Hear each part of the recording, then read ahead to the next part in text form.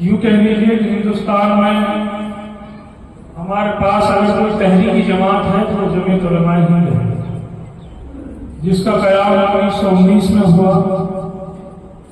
اس سے پہلے اگر ہم اپنے اکابرین کی تاریخ دیکھیں، جس کے طفیل میں یا جن کی جدوجہد سے جمعیت علماء ہند ہو، دارالعلوم دیوبند ہو، یا اسی طریقے سے اور ہمارے دینی تعلیمی ادارے ہوں، خانقاہی لائن کے ہمارے اکابرین ہوں، یا اسی طریقے سے اس ملک کی آزادی ہو، اگر اوپر جا کر ہم دیکھیں تو یہ حضرت شاہ ولی اللہ محدث دہلوی رحمۃ اللہ علیہ کی تحریک کا نتیجہ ہے۔ انگریز جب اس ملک میں آیا 1596 میں، اس کے بعد میں انہوں نے جو حرکتیں یہاں شروع کی اور جو ان کا اپنا منشا تھا اس کو آگے بڑھایا، تو اس وقت کے سب سے بڑے عالم دین حضرت شاہ ولی اللہ محدث دہلوی رحمۃ اللہ علیہ نے اس کو محسوس کیا۔ حضرت نے انگریز کی جو حرکتیں اس ملک میں ہو رہی تھی، جو تجارت سے اس ملک میں آئے تھے، ان کو محسوس کر کے وقت کے حکمرانوں کو جگانے کی کوشش کی۔ بہرحال ان کی سازشیں آگے بڑھتی رہی، نتیجہ یہ ہوا کہ حضرت شاہ ولی اللہ محدث دہلوی رحمۃ اللہ علیہ اس دنیا سے پردہ فرما گئے۔ لیکن آپ اس ہندوستان کے اندر کتابی شکل میں ایک انقلابی کتابیں ایسی لکھ کر جا چکے تھے جنہیں پڑھ کر لوگ پوری دنیا کے اندر اسلامی انقلاب، خلافتوں کا زوال، اسلامی حکومتوں کا خاتمہ جو ہو رہا تھا اس کو محسوس کر کے، اور تقریباً 1000-1200 سال کا اسلامی دور کو سامنے رکھ کر ایک ایسا نصاب بنا کر اس دنیا میں خاص طور سے ہندوستان میں گئے، جسے پڑھ کر بعد میں اور پڑھا کر آپ کے شاگردوں نے اپنے اپنے ملکوں میں انقلاب پیدا کیا۔ ان میں سب سے بڑی کتاب حجت اللہ بالغہ ایک ایسی کتاب ہے جس کو دنیا کے دوسرے ممالک نے اپنے نصاب تعلیم میں داخل کر کر اپنے ملکوں میں انقلاب برپا کیا۔ بہرحال انگریز کی سازشیں آگے بڑھتی رہی، اور پھر 1803 میں جب مکمل اس ملک پر برٹش حکومت کا ایسٹ انڈیا کمپنی کا مکمل قبضہ ہو چکا، ٹیپو سلطان رحمۃ اللہ علیہ جن کو 1799 میں شہید کیا جائے گا، جن کی لاش اس انگریز نے یہ کہا تھا کہ اب ہندوستان ہمارا ہے، اس کے بعد وہ دہلی پر انہوں نے قبضہ کیا۔ 1803 میں آ کر دہلی میں جب مکمل ہندوستان کا قبضہ ہو گیا تو 3 باتوں کا اعلان کیا: خلقت خدا کی، ملک بادشاہ کا، اور آج سے اس ملک میں حکم چلے گا ایسٹ انڈیا کمپنی۔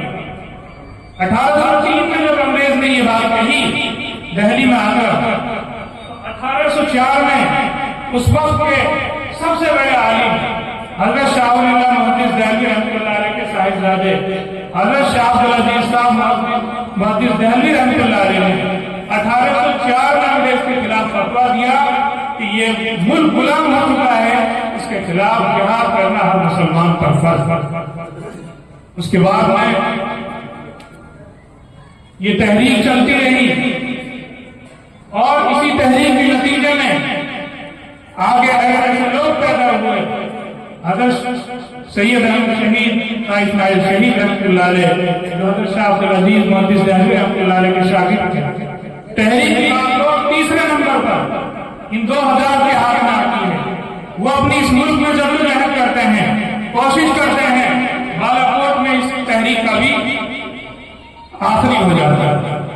اس کے بعد میں یہ تحریک کی بات حضرت شاہ اسحاق محدث دہلوی رحمۃ اللہ علیہ کے ہاتھ میں آتی ہے۔ ملک کے حالات کے مطابق مجبوراً آپ کو یہاں سے ہجرت کر مکہ جانا پڑا۔ مکے میں بیٹھ کر آپ نے ہندوستان کی آزادی کا پروگرام جو ہندوستان میں بیٹھ کر آپ چلا رہے تھے، وہاں بیٹھ کر وہ کام شروع کیا۔ اسی کے نتیجے میں 1857 میں حاجی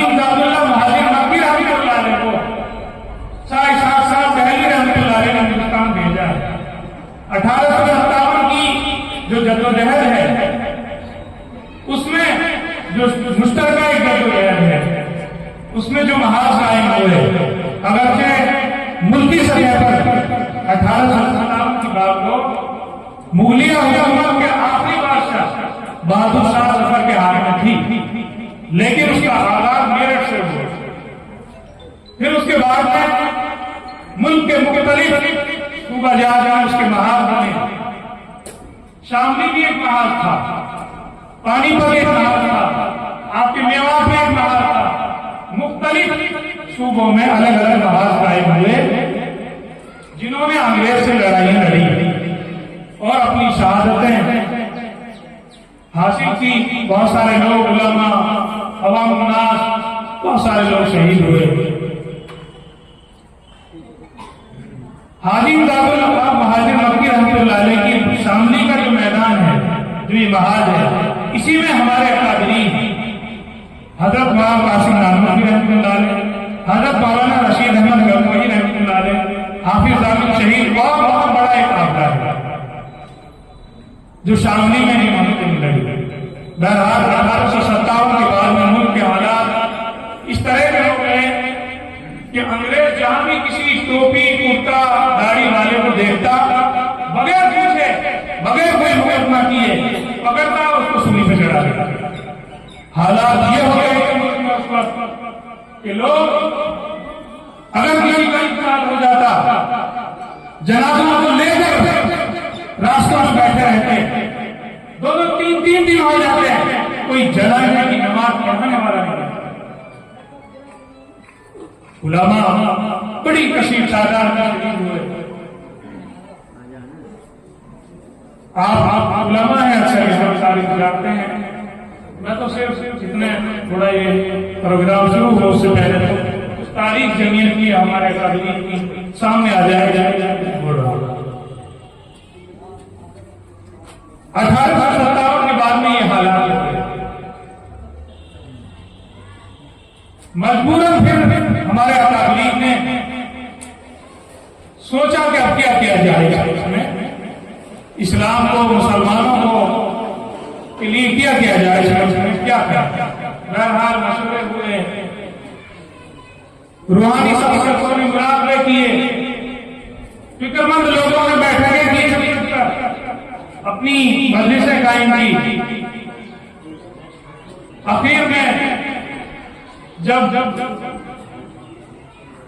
عام معافی کا اعلان ہوا تو جو لوگ روپوش تھے، ہمارے اکابرین جو روپوش ہو گئے تھے، وہ نکل کر باہر آئے۔ انہوں نے پھر یہ پروگرام بنایا اور یہ مشورہ ہوا کہ جو مرکزی جگہ ہماری علمی اعتبار سے پہلے دہلی تھی، اس کو مستقل کہیں اور جگہ کیا جائے، کہیں اور بیٹھ کر کام کیا جائے۔ اب یہاں حالات سازگار نہیں ہیں، اس لیے پھر 1866 یا 67 میں دارالعلوم کا قیام ہوا۔ مقصد آزادی تھا کہ اس ملک کو انگریزوں سے کیسے آزاد کیا جائے، تعلیم کا ایک لباس تھا۔ بہرحال حضرت مولانا قاسم نانوتوی رحمۃ اللہ علیہ، حضرت مولانا رشید احمد گنگوہی رحمۃ اللہ علیہ کے تربیت یافتہ اور تحریری معاملوں میں اپنا اول درجہ رکھنے والے حضرت شیخ الہند رحمۃ اللہ علیہ، جو دارالعلوم دیوبند کے سب سے پہلے طالب علم بھی ہیں، ریشمی رومال کی تحریک سے آپ جانے جاتے ہیں دادا۔ یہ تحریک چلی، ملک کی آزادی کا پروگرام بنے۔ مختصر کر رہا ہوں، حضرت گرفتار ہوئے، خلافت عثمانیہ کا زوال ہو چکا، دنیا سے ان لوگوں کو جن میں خلافت کے تحت نظام تھا، اسلامی حکومت تھی، اسلامی نظام تھا، برطانیہ نے ان کو سب کو غلام بنا لیا اور اپنا ایک نظام قائم کر دیا، جسے آج دنیا اقوام متحدہ کی شکل میں ڈھکوسلے کے نام سے جانتی ہے۔ دراصل برطانیہ کا ایک ڈھکوسلا ہے، من مرضی وہاں فیصلے ہوتے ہیں، اپنی غلامی میں دنیا کو جکڑنے کا ایک پروگرام ہے جو انہوں نے اب سے پہلے بنایا ہے۔ بہرحال حضرت پھر گرفتار ہوئے ہیں، آپ سب علماء اکثر جانتے ہیں۔ 1900 1919 میں آپ کی رہائی ہوئی. جمعیت علماء ہند کا قیام بھی 1919 میں ہوا. 1920 میں حضرت کا انتقال ہوا اور پھر بعد میں یہ جماعت اپنا کام کرتی رہی. یوں کہہ لیجیے کہ پہلے ہی جتنی تحریکیں تھیں ہماری اکابرین کی ان سب کا ایک لپے لباب جمعیت علماء ہند ہے. بعد میں جمعیت علماء ہند کی جو قربانیاں ہیں آپ لوگ سنتے رہتے ہیں. سوشل میڈیا کا زمانہ ہے, ہر ایک کے پاس موبائل ہے, سنتے رہتے ہیں, دیکھتے رہتے ہیں. آج بھی ہمارے حضرت مولانا سید ارشد مدنی دامت برکاتہ عالیہ جو جمعیت علماء ہند کے صدر ہیں, امیر الہند ہیں, اس ملک میں جو آپ کام کر رہے ہیں وہ کسی سے ڈھکا چھپا نہیں ہے. بہرحال اس جماعت کا ایک رابطہ ہے, دستور ہے کہ ہر 2 سال بعد اس کی ممبر سازی ہوتی ہے. ممبر سازی میں ہر مسلمان مرد عورت جو بھی آنے والی ہے اس کو ممبر بنایا جاتا ہے. ممبر سازی کی جو تاریخ متعین کی جاتی ہے اس کے مکمل ہونے کے بعد میں انتخابات کا سلسلہ شروع ہوتا ہے. انتخابوں میں سب سے پہلے جو مقامی جمعیتیں ہوتی ہیں ان کا انتخاب ہوتا ہے. جیسے کہ اسی مہینے میں 1 تاریخ سے لے کر 10 تاریخ تک حلقوں کے بنانے کا انتخابات کا, اور اب 11 تاریخ سے لے کر 20 تاریخ تک یعنی کل تک پورے آل انڈیا ضلعوں کا انتخاب ہو رہا ہے. اسی کڑی کا نتیجہ ہے کہ آج آپ کے جمعیت علماء ضلع نون کا ایک انتخابی اجلاس ہے. اس میں آپ جتنے بھی ممبران چن کر اپنے حلقوں سے آئے ہیں, جو ضلع اور صوبے کے ممبر ہیں وہ اپنے عہدیدار منتخب کریں گے. عہدیداروں میں آپ کا ایک صدر ہوگا, 2 آپ کے نائب صدر ہوں گے, 1 ناظم اعلیٰ ہوگا, ناظم اعلیٰ کے پھر ناظم ہوں گے, 1 حاضر ہوگا. صدر جو منتخب ہوگا وہ اپنی ایک عاملہ بنائے گا 11 آدمیوں کی, اور اسی مجلس میں 6 مشاہیر کا بھی انتخاب ہوگا جو ایسے لوگ ہوں گے جو عوامی مسائل میں دلچسپی رکھتے ہوں اور آپ کے کاندھے سے کاندھا ملا کر وہ چل سکتے ہوں. ان کا آپ 6 آدمیوں کا انتخاب کریں گے اور اس کے بعد میں مستقل آپ کے رکن بن جائیں گے. یہ اس طریقے سے یہ انتخابی عمل ہوگا. میں کیونکہ ترتیب یہ ہوتی ہے کہ ضلعوں کا انتخاب, حلقوں کا انتخاب ضلعوں کی نگرانی میں ہوتا ہے, اور ضلعوں کا انتخاب صوبے کی نگرانی میں ہوتا ہے, اور صوبوں کا انتخاب مرکز کی نگرانی میں ہوتا ہے. آج ہمارے یہاں کے ضلع کا انتخاب ہے تو یہ صوبے کی نگرانی میں ہے. صوبے کی طرف سے جو نگراں یہاں بھیجے گئے ہیں وہ آپ کے سامنے ابھی آ جائیں گے. میں درخواست کروں گا کہ انتخابی جو عمل ہے میرے خیال سے تقریباً 10 بجے کا وقت تھا, 11 بجنے والے ہیں, آ ہی چکی ہے, اور انتخابی عمل کو شروع کیا جائے.